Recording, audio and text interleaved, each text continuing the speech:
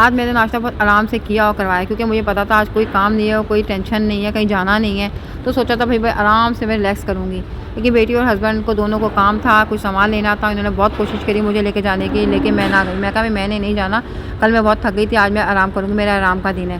खैर बाप बेटी दोनों चले गए। मैंने फिर आराम से मैगी गोलिंग बनाई, फ्राइड राइस बनाई। दोनों का मेथड सेम होता है, जिस तरह कहते हैं ना एक तीर से दो शिकार, इस तरह मैंने किया कि दोनों को लहदा बॉयल करने पड़ती हैं और सॉसेस लहदा डालनी पड़ती है। एक मतलब कि थोड़े से टाइम में बन जाता है, आधे घंटे में दोनों चीज़ें बन गई।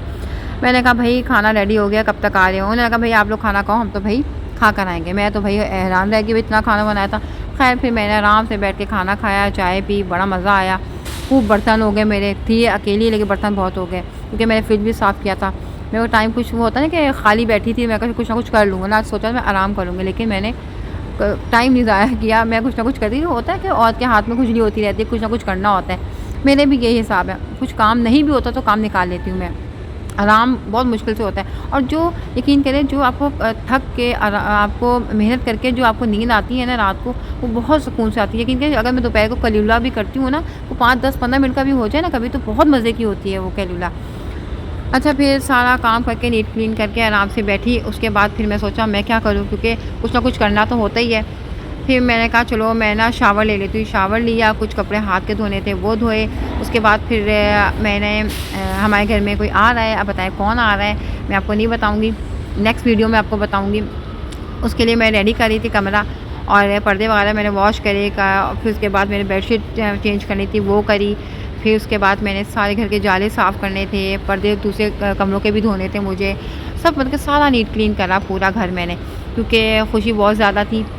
और मुझे आप ज़रूर बताइएगा कि हमारे घर में कौन आ रहा है। सारा घर साफ़ करने के बाद ख़्याल आया कि जिस रूम में हमारे सरप्राइज़ ने आना है, उस रूम की अलमारी तो मैंने खाली नहीं करी।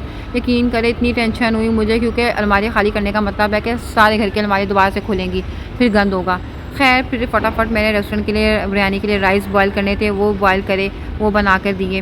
फिर उसके बाद मैंने रूम की तरफ दोबारा आई और फिर मैं सारी अलमारियाँ खोली हैं और फिर वो गंद को दोबारा निकाला है, फिर दोबारा करें। यकीन करें ये डबल काम पड़ गया मुझे, लेकिन इतनी खुशी थी मुझे आने की सरप्राइज़ की कि मुझे इसका अंदाज़ा ही नहीं रहा कि टाइम रात को क्या से क्या बज गया। रात को इतना थक के देर से सोए, लेकिन आँख वही सुबह मॉर्निंग में आदत है खुलने की, वही खुलती है। जिसकी रूटीन हो जाती है शुरू से, वो वही उसी तरह ही उसकी रूटीन रहती है, आँख खुलती है चाहे कुछ काम हो या ना हो।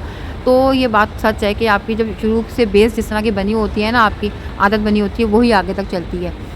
अच्छा फिर दोपहर को हस्बैंड ने कहा कुछ नहीं बनाना, जो लेफ़्ट ओवर है वही हम लोग खाएँगे। हमने कहा चलो ठीक है।